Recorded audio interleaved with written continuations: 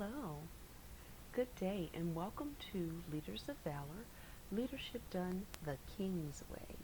So, with the Leaders of Valor, we like to talk about God, of course, but we want to gear what we do as we go out into our places of business, our assignments out in the world, what God has called us and purposed us to do. We like to talk about how we can align ourselves with the purpose God has given us and how we can be the light shining out in the world to those who may not know God or those who may not accept God, those who may not exalt Him the way that we hope that we exalt Him in what we do and what we say in the business world, in our communities, and in our homes. So, if you are a leader, you are called to be a leader of valor. And when I say leader, I don't mean sometimes we think leader simply applies to those who have positions of power out in the business world, like bosses and managers and you name it. Those are not leaders simply because they get a title. A leader is one who could be on the front line working. A leader is one who could be unemployed. A leader is one who could have kids at home, and that person is guiding them and rearing them in the way God would have them to do so. So, leadership is not directly tied to an office or a badge or a title given in a human resources mannerism, but those who live their lives to fulfill others, who are leading in some form, in some fashion, without necessarily having the formal title of a boss. Managers and bosses are not always leaders. And leaders are not always those who are managers and bosses. So we want to define that and make sure people understand. If you have kids in your home, you're a leader of your home. If you have a husband and wife, you're a leader in your home. If you have nieces and nephews, you're a leader in your home because there's someone somewhere who you can exhibit certain characteristics and traits, hopefully in the will of God, so that you can lead them closer to Him. You have influence over somebody, which means you are a leader to that person. So we want to make sure everybody understands that it's not, although we're focused on how we lead in the king's mannerisms when we're out in the business world and out in our communities and with our family and our friends, it's not relegated to having an appointed title of boss or manager or supervisor or executive or what have you. Leadership is much more than that, and it transcends any title that we're given in organizations. So, with that being said, I want to welcome you. I'm Dr. Trent, and I am going to be facilitating this conversation about um, cherished relationships and what we can do as leaders of valor to ensure that we appreciate those who are in our realms. I believe that Holy Spirit will come and show up and He will touch you where you are. You will hear exactly what it is you need to hear, and you will be blessed because of it. I pray that He uses anything that I say to glorify His name and the work that God has for us and the purpose that He has for us. It's not about me, but it's about Him being glorified at the end of the day. And that is what we like to do as leaders of valor. We want to glorify Him, not us. It's not so that we can be seen. I'm not a bit more interested in being on social media, but this is what I've been assigned to do at this point in time, so I'm going to do it because He told me to. But with that being said, I want to invite Him in so that He is felt, He is seen, He is heard, and exactly what you need to hear comes to you directly from the Lord. Okay? If you do not have it already, I say this every time we meet, but I want to make sure that you download the YouVersion Bible app on your phone, on your tablet. YouVersion Bible app. You can go to any Play Store and download it, but it is a Bible in the palm of your hands. Even though I have a Bible here, I'm not carrying this around in Walmart, right? It's too heavy. I'm not carrying that around in Walmart. But if I'm out, in the middle of the day and I need to look something up or what have you, I have the YouVersion Bible app via my phone that I can pick up quickly and get whatever information I'm looking for. If you're in your car driving to work in the morning, many of us can't stop and read. I hope you not. driving and reading an actual live Bible. But YouVersion Bible app has so many Bible plans, and it has Bibles in various versions. Anything you need, whatever language you need it in, they got it. Sometimes I just scroll through to see what else they have on there. I'm like, oh my goodness, I didn't even know the Bible had been translated into so many versions and so many languages. But YouVersion Bible app can meet you right where you are, and it's a blessing. It's a free app that has met the needs of millions and have led them to Jesus. So I recommend that you download the YouVersion Bible app, and there should be a little link on my YouTube page if you go to Leaders of Valor on YouTube, and you should be able to download it from there if you can't find it in any other method. But right now, I want to get into what we're going to talk about today, which is relationships, cherishing relationships. Now, um, we see so much going on in the world today. I almost hate turning on my TV or listening to the radio, because 9 times out of 10, you're going to hear something horrible that happened within the last, it used to be 24 hours. Now you can listen and something has happened in the last 3 hours. It's getting crazy. Crazier. It's been crazy. But as the Bible said, in the last days, we will see these types of things where um, kids will turn on parents, parents on kids, communities on one another. Now it doesn't really matter too much what you look like. There are people who are not just targeting you because of what's on the outside. They're targeting you for your beliefs. They're targeting people because they don't, some wear masks, some don't wear masks, and there's hatred about that. There's just so much going on, and hatred is abounding. Why? Because of the state of sin in the world today. So it's horrible to see how it's playing out even in our youngest citizens, our kids who are killing one another. You can't go to school, you can't go to church, you can't go to Walmart without the risk, and it's a very real risk, of you being gunned down senselessly while you're trying to buy bread, or while you're trying to learn mathematics or algebra in school, or you're at work. Some of the hospitals here have been attacked. It's just craziness that goes on all over the world today. So it was on my heart this morning to talk about relationships. And right now, I have a very, very good friend of mine who happened to be one of my former nurses when I worked as a nurse manager at a hospital here for a critical care unit, and I hired her out of nursing school, and just fell in love with her. Phenomenal person, but she's all of early 50s, and she's not doing well this morning. Her family had to put her on hospice care as of last night, so I'm asking for prayer for her family, so that they can be at peace. If God decides her days here are over, we want them to be at peace and in comfort. But with that being said,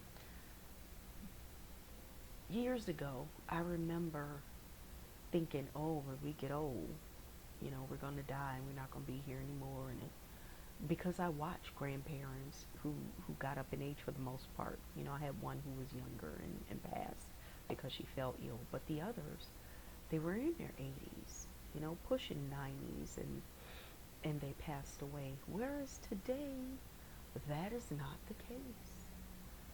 How many days have we turned on the TV and we saw young kids, kindergartners, being shot in schools? Or we see this foolishness going on in Israel with all of these babies being beheaded, and just foolishness and satanic influences on every side. Everywhere around the world, these influences are touching. And in the midst of that, we have to remember, we are so blessed to not only for us to still be here, but to reach the end of a day. And if you have your family unit intact, if you have your friend unit intact when you make it home, and you can talk to people that you've spoken to the day before, you are blessed beyond what others are right now. There's no shortage of people dying young today. It's not 80 and 90 and 100-year-olds. Yes, we have some octogenarians and all these people who are in their 80s, 90s, and 100s. But how many are dying at a younger age? I know so many in the last year who were in their 20s, who were in their teens and died. Not because many of them were ill, but at the hand of senseless foolishness. So you have to wonder, what, while we thought growing up that we would hit the age where we were old, and, a lot of people are like, I don't want to get old. Would you rather the alternative? Because there are only two options. Either you get older, and if you take care of yourself, okay, you may have a very good time when you're up in age, if you're blessed to reach that nowadays. But the other alternative is you die young. I don't think that's the alternative that I want to take. But I'm going to be very confident in saying many don't want to die young. I don't think anybody's asking to get diseases that'll take them out years before they were supposed to leave this earth, or I don't think any want to be sitting at school and be gunned down. But this is the world that we live in now. So if you have the blessed opportunity to see your family members leave and go their different ways in the morning, and those people show up in the evening without any hurt or harm or death coming to them, we are beyond blessed. And I wanna focus on that today, because sometimes we take relationships for granted. But what happens if they're not here tomorrow? Nowadays it's today. What happens if you get a call in 2 hours and somebody you left the home upset with, you can no longer go back and apologize to? What happens if the friend who's always been a friend your whole life, and then y'all have a falling out over something silly, and then you don't talk to that person for 13 years? Was it worth it? If you get a call tomorrow and say one of your parents who you haven't talked to in 6 months has suddenly passed away, are you going to have a list of regrets? Or are you going to feel it is well because I was able to talk to them? I did what I could for them. I listened when they needed me to listen. I was their support regardless of whether or not we agreed on everything. I was there for them when they were going through rough times. They were there for me to get me through difficult situations. So I will always be there for that person. Sometimes in the world we allow, and it's satanic influence. It's all it is. We allow little rifts and tiffs and foolishness that doesn't even matter to separate us. And we know divisiveness, any kind of divide, is from who? Satan. None of that is from God. God is not a divisive God where he's wanting us separated out into these different sects, and even down to religion, where one religion hate the other and we're better than you, and that's not of God. Any kind of division or derision does not come from God. So when you think about the little things that you think were just misunderstandings, and we've allowed them to blow up into years of us not talking or not communicating or feeling negatively about the other person, all foolishness. For what? We just allowed Satan to win, right? So when we get in, I know families who haven't spoken in years because of something that happened or something that, and if those people, and I often pray that it doesn't happen, if those people close their eyes today or tomorrow, then what? Because truth be told, we're held accountable for that, how we've managed and stewarded over the people God has put in our lives. We don't have to always agree, but we do have to respect one another and continue to love one another. So I want you to think about, what relationships do you have that you may need to call and talk to somebody and say, you know what, I'm still here, I'm grateful to be here, and whatever we were dealing with is not worth us closing our eyes with this mentality of we're still upset at one another. Is it worth it at the end of the day? I often think about that. Is it worth having a riff or a tiff with this person or that person, or being upset? The Bible tells you don't go to sleep angry at one another. And how many times do we do that? because pride steps in, right? And we don't want to be the person, we don't want to be the one who apologizes. I ain't going to apologize to her. He knows not to even come in the room when I'm upset. But again, if you get a call in the next hour saying that person can no longer hear "I'm sorry," or that person will no longer be around for you to appreciate them, will that situation that you got in a argument over, will it even matter? Will you even remember what it was? I know for me the answer is no.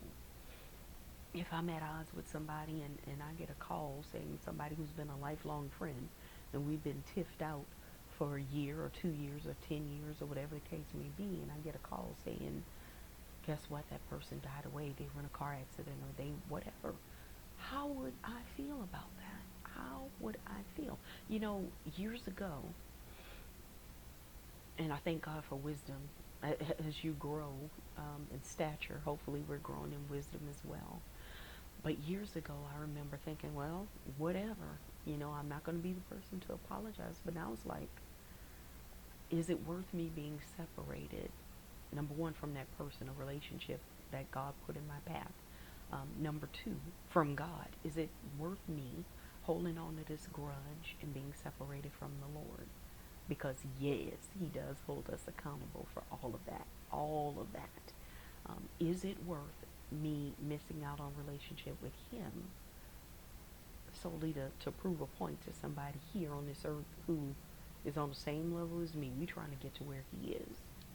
We trying to make it where he is. Yet I'm trying to prove a point to this person over here. You did me wrong and now I don't want to talk to you and all this other foolishness. Is it worth it?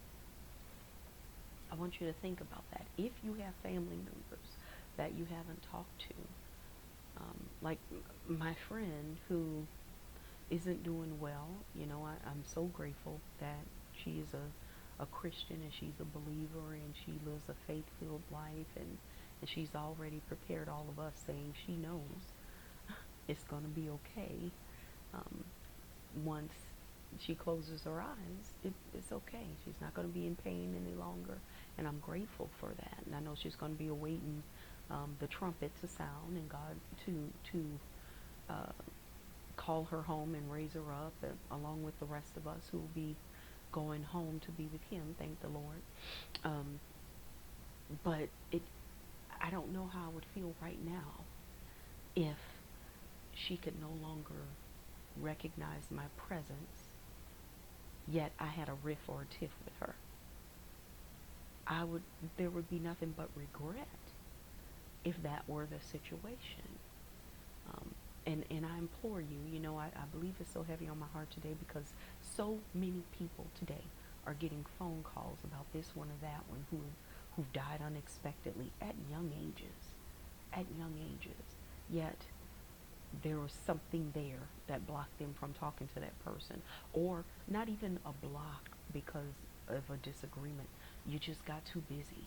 Work has tied you up and it's too late at night to call when you get off to check on your parents or your grandparents or this one or that one. But think about if you could no longer do that. Right now, you may have the option of doing that, which is wonderful. But think about if you no longer had the option.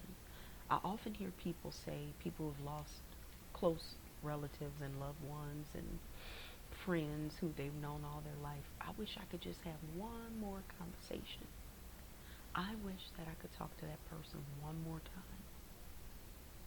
For those of us who still have our family and friends around us and we're blessed enough to be able to do so, today could be that one more time. You never know when it's going to be the last time. We never know when they or we will no longer be able to hear and respond and to talk to those individuals. It's no longer an age thing. My friend is all of early 50s. It's no longer an age thing where we feel we have time. Oh, you know what? We'll make amends when we're in our 70s. Will you reach your 70s? Will you reach the next hour? We just don't know what's going to happen in this world today. So I implore you, if you have anyone thumb through the annals of your mind. If you have anyone that you need to make amends with, it's not worth you missing out on relationship in the future, in relationship with God. Make sure that you are calling and mending those relationships so that you won't live with a list of regrets as you lay there taking your last breath. Please, please, please take time to do that. God is, as I always say, he's very intentional. And when you think about the beginning of time, how close Adam and Eve were to God, where they walked with the Godhead in the cool of the day, daily. They walked with and communicated with him. And it was only when sin entered the world that that was kind of blocked. Before it was we're interacting, here we are, we're together, and that's the way God meant for it to be. Even God, he realized how important relationship would be to us and with us, that he put this in place way back in the Garden of Eden before any of us were here. He already instituted relationship between husband and wife, between people of different backgrounds, between us and him, us and God. So he's telling us all throughout the Bible, you'll see different quotes and different verses about how to treat one another. In the 10 Commandments, if you look in Exodus 20, the first 4 of the 10 Commandments is all about relationship with God, how we relate to God, right? It's all about, thou shalt have no other gods before me. Remember the Sabbath day to keep it holy. Don't worship any idol. All of this is about our relationship to God, how we should relate to him. Out of the 10 Commandments, 4 of them are our relationship to God. The other 6 actually focus on how we relate to one another. Thou shalt not kill, thou shalt not commit adultery, thou shalt not steal, thou shalt not bear false witness or lie against our neighbor. You shouldn't covet or cheat anything from your neighbors, like cheat on, cheat with, cheat for your neighbors. All of these things that God has put in there is to show us that relationship is very important. It's extremely important to maintain the relationships that get here. Why? Because he knows that relationships are what help us to make it through this life. If you think back to the pandemic, think about how you felt when they were like, guess what? Everything shut down. Don't leave your house. Like, I know people who almost lost their minds and some who literally had breakdowns because people are supposed to be in close communion. We're supposed to be near each other. God created us that way. That's why he created Eve after he created Adam. He said it's not good for man to be alone. He created that first human-to-human interaction, that relationship, back in the Garden of Eden for that very reason. Because we should not be away from and omit communing with others. I know there are people who say, I'm a loner or I'm an introvert and I don't want to. You still can't function without being around others. I don't care what kind of interaction it is. You cannot function in some form, even in our very electronic culture. You still have to communicate and function with others on some level if you are to be mentally and spiritually whole. You cannot be in your own box without repercussions. Those I know who have constantly said they're introverts and they don't want to leave the house, and it's reflected in how they are physically now and mentally now. Now is to the point where they cannot leave the house. Why? Because they have a phobia of going out. They have a phobia of being around other people. So it's God ordained for us to be around others and to forge these relationships where we're uplifting and building on one another, not tearing one another down or isolating ourselves from one another. It just came to my mind, that movie, Castaway, where his best friend was a ball. He had no one around him, but relationship is so important and so integral to our survival that he took an inanimate object and made that his best friend. Wilson was his best friend. A ball. But but it shows you how important it is. Now research is showing that those who live with others, those who, even if you don't live with other human beings, if you have a pet in the house, yet you are the only human, you are expected to live more years than someone who lives alone without any human interaction. God knows his masterpiece that he created. He knows the human body. He knows why he told us it is not good for man to be alone. He didn't just mean everybody go hook up and get married. That's not what he meant. He meant period, regardless of, everybody's not meant to be married. Everybody's not called to be married. It's not for everybody. Even if you are not, and you never expect to be, and God does not ordain that for you, you have to be in communion with others, because without it, you're missing an element of life that God has ordained for us to have, right? So when we talk about relationships, human relationships, and the importance of them, he knew, even way back when he created the first man and woman, he knew how important it was for us to be in communion with each other and relationship with each other. And I will tell you, some churches use this phrase to say, this is why you should go to church. I think God had a different purpose. When I believe it was Paul who said, it may have been Peter, may have been Paul, but when it says in the New Testament, do not forsake the coming together, basically do not forsake getting together in communion. That doesn't mean we got to get together and go to church on this day or whatever. What it meant was, get together with your brethren, get together with your sisters, get together with like believers, because you need one another. You need to uplift one another. The world gonna beat you down. All this sin out here, all this craziness out here that constantly brings the human race down, we have to get together to uplift and uphold and support one another so that we can go through another week, so that we can get through another day, so that we can make it through. Even when we're going through difficult situations at work, in our homes, at school, all these different places, we know that we have these friends that God has blessed us with and he has entrusted to us to build these relationships so that when we have need, these people are here. God ordained relationships. So when we talk about throwing relationships away, and I can tell you, full disclosure, I was one, you got on my nerves. You plucked my nerve one time and we were done. Growing up, that's how it was. I just didn't have time for that. I had things in mind. I had things to do. I don't have time for the foolishness. Um, but God has shown me, human beings are fallible. You're going to have situations where you don't agree. You're going to have situations where somebody's plucking your nerve like a guitar string. You're going to have those situations. But at the end of the day, God still expects, think about it, our relationship with God and how he interacts with humans is always the blueprint for what he expects for us to do to others. He is our ultimate example. Think about Jesus.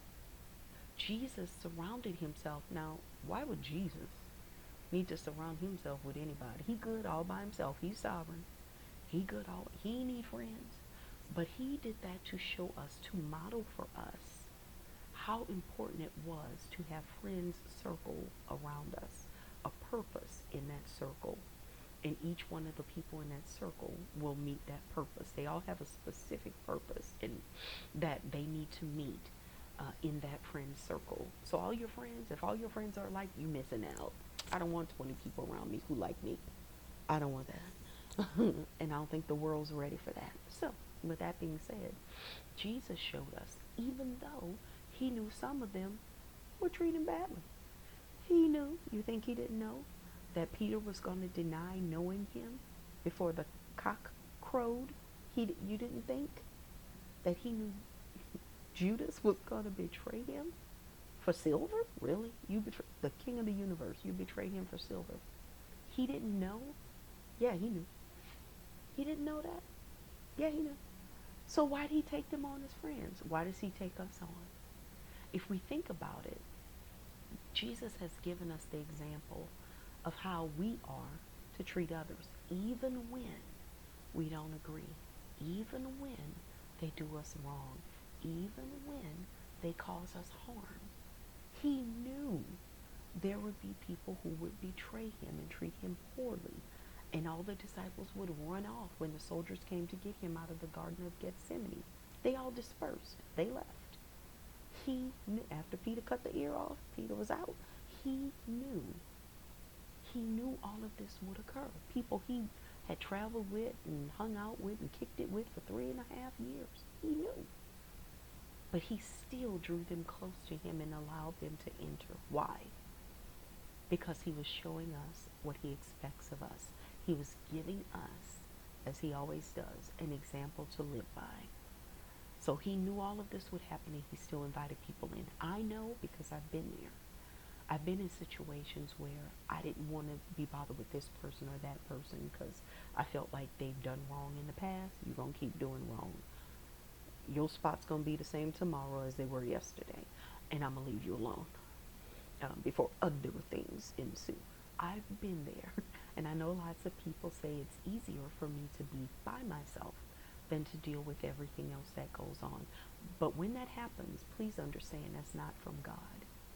God does not want us to close ourselves off, because when you're closed off and you're isolated, it's easier for attacks to come at you and knock you down.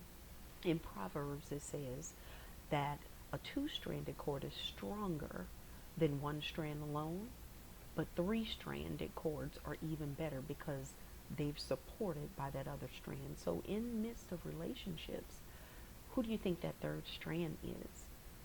It's God, right? It's God who's supporting those relationships and helping us to grow and to uplift and uphold and support one another. And he is our ultimate support that surrounds that friendship or that relationship if we invite him in, and it's a godly form of relationship.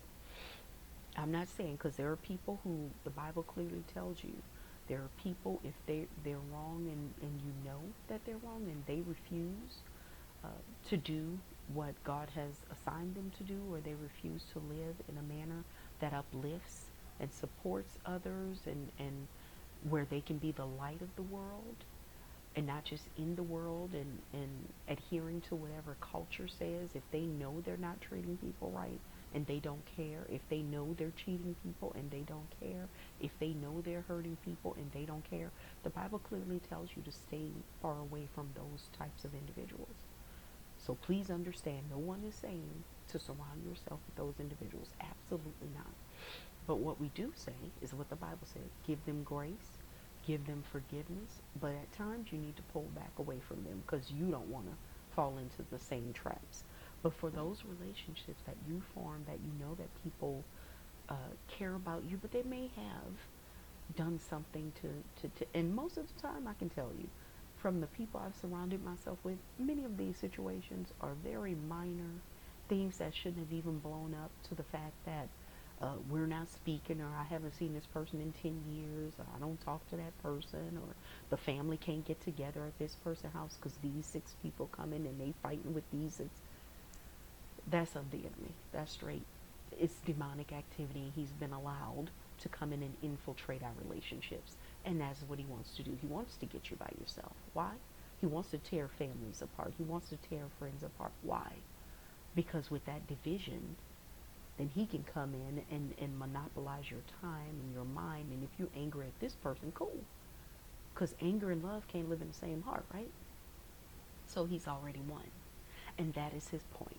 That is his point with any kind of division, whether it's country against country, religion against religion, friend against friend. It's all the same. Husband against wife, children against children. It's all the same. In the divide is where he can come in and enter and infiltrate. So don't let it. I implore you, as I am aiming today, do not let him. These little tiffs and riffs and misunderstandings that come about, so what? In the big scheme of things, does it matter? And that comes from looking at our purpose here on earth. Does it matter? Psalm 90 says, Moses wrote Psalm 90 in the Bible, in the Old Testament. In the book of Psalm, if you aren't familiar with it, it is a beautiful book. King David, the second king of Israel, wrote a lot of it. His son Solomon wrote some sayings. Some of the priests, the Levites, like Asaph, um, Korah, those individuals wrote a lot of it. Moses wrote some songs. And one in particular I love because it brings me back to reality every time I read it. Psalm 90. And it's spelled Psalm, Psalm 90. And Moses, he talks about the brevity of life. And years ago, I've been hearing that my whole life. Psalm 90 ain't nothing new. It's been there since long before I hit the earth. And I've been hearing it my whole life, but it hits a little differently when you get to the point where you're seeing how brief life is because your friends and your loved ones and young babies are being killed. You see it when people who are in their teens are diagnosed with life-threatening illnesses and they don't know if they're going to make it to 20. You realize how brief life is when somebody who is your age just had a major stroke and now they can't walk. They're in a nursing home. You understand what Moses was saying when he wrote Psalm 90. And what he says is, God, 70 years of promise, some reach to 80, and they're blessed with that. But even then, those years are riddled with heartache and strife and disappointments and pain. And then he goes on and he says, teach us to number our days so that we may live, basically to glorify you. Teach us to number our days so that we can live in purpose, to number our days so that we can live in godly relationship, to number our days so that we can live the way you want us to live. Because far too soon it's over. Even if I was watching the Today Show not too long ago, and they had a woman who had reached 114 years old. That's unheard of today. Back in biblical times in the Old Testament, people reach 120, 500, 600. And nowadays, because of the way our environment is, because of the way sin is, because of the way things have progressed here on this earth, and not for the better, but for the bad, people are rarely reaching those years where they're reaching that 100 or that century mark. That's few and far between. That is not the norm. Those are the exceptions. So when Moses was saying, teach us to number, to realize how brief life is here on this earth. Just like that, we're here today and we're gone tomorrow and we're nothing but a passing wind. Think about that as you go from day to day. There's nothing saying that you will be here tomorrow. There's nothing saying that your family won't get a call and say you were in an accident on your way from work. There's no rule that says that you won't get a call, God forbid, but it happens every day. Every day, somebody is getting a call saying someone they love or somebody they cherish is now gone. And there is no more I'm sorry's. There is no more please forgive me's. There is no more I'm not going to do it anymore. There is no more, yeah, you got on my nerves and I didn't talk to you for 3 years, but now please forgive me and I forgive you. You won't have an opportunity to do that at that point. We have to live for the right now. Right now. We have to do it now. If your heart is impressed to call somebody and say, you know what? I want our relationship to be repaired. Sometimes we got to put pride aside. And if God is impressing your heart, he's impressing for a reason. I used to wonder. I'm like, why am I always the one who needs to make the phone call? Explain to me why I have to always make the phone call. I never got an explanation. God never gave me an explanation. But he did tell me, you know what?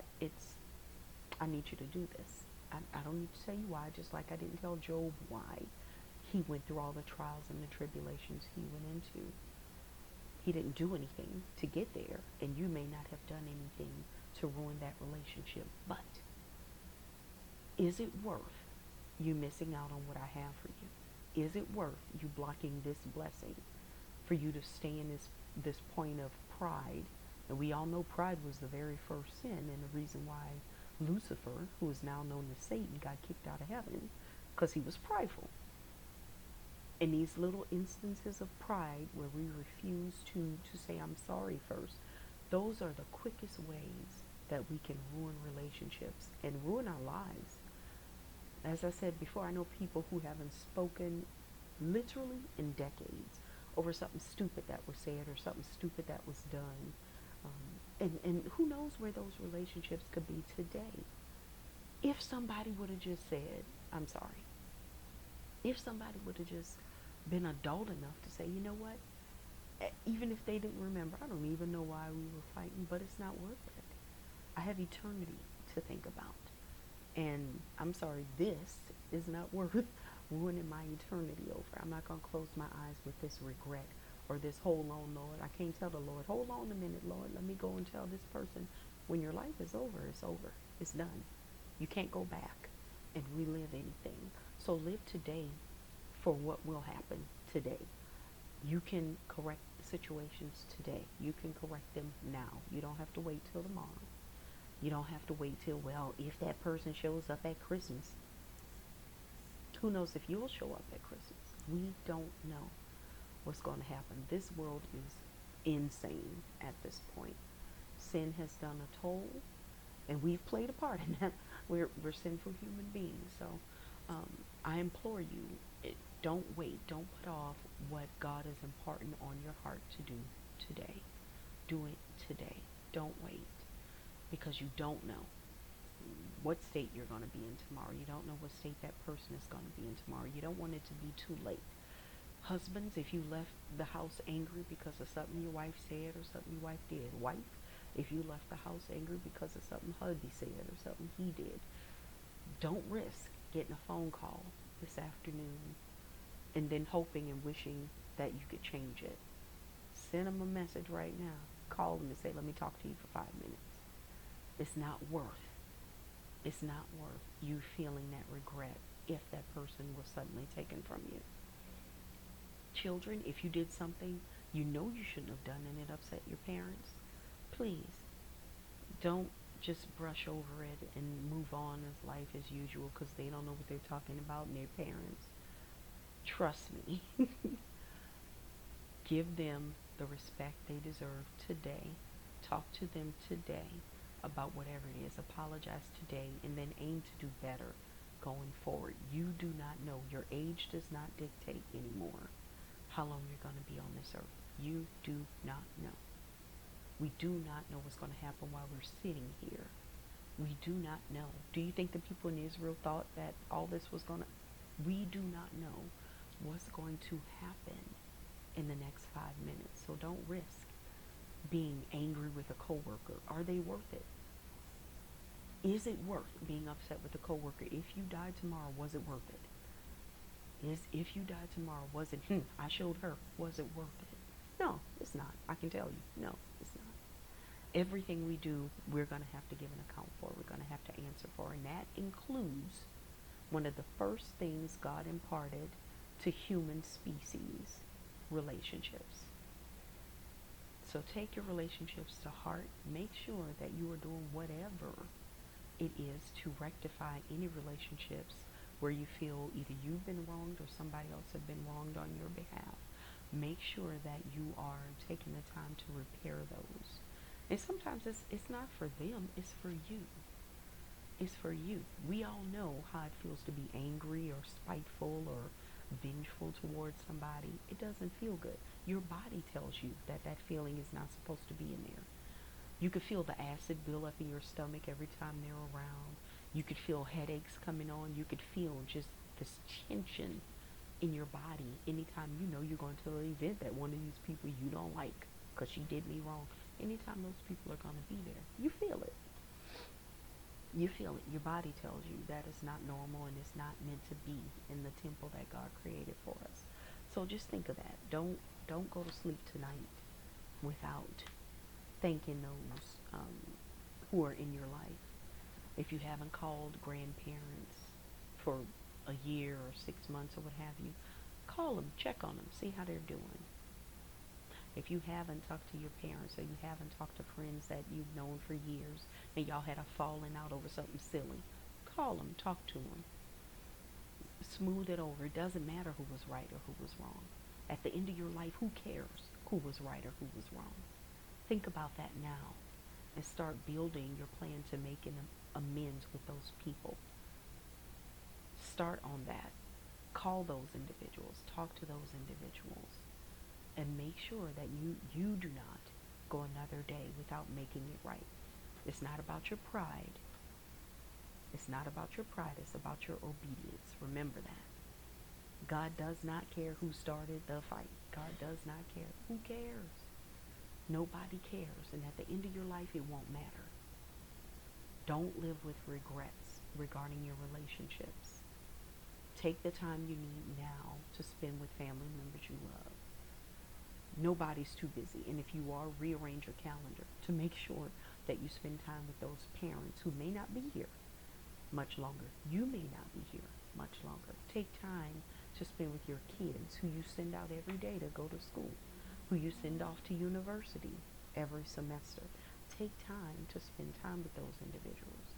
Call your parents who you may not have talked to since I don't know when. Call your grandparents. Call those family members who have always been your support system, your friends who have always been there for you, and smooth out whatever it is. Cherish the relationships God has entrusted to you, because we are held accountable for those. And we want to make sure that we are good stewards of the people that God has put in our lives, because he put them there for a reason. We build up each other. If it's a one-sided thing, well, that's something you got to take to him. But we grow and we build off of one another. Again, hurtful relationships, they're going to come and go. But they're relationships that God meant to be in your life for a lifetime. And he will direct you into which ones those are and lead you to what to say, how to smooth it over. And the first thing we have to do is get over the it wasn't my fault. I am the queen of nope, it's not my fault. I'm not. But that pride blocks us from what God has for us. And please understand, I've learned he responds in kind when you take the first step. There were things that were blocked from coming to me until I was like, you know what? I need to call XYZ and tell that person, I'm sorry if I offended you in any way. And I could definitely feel the difference, not only in myself, but also in what was going on around me. I felt God opening doors where they weren't before. But anyway, I pray that what we have said was a blessing to you, and I pray that you are touched and build those relationships, grow each other in love, and don't live with regrets. Life is too short. Take care and be blessed.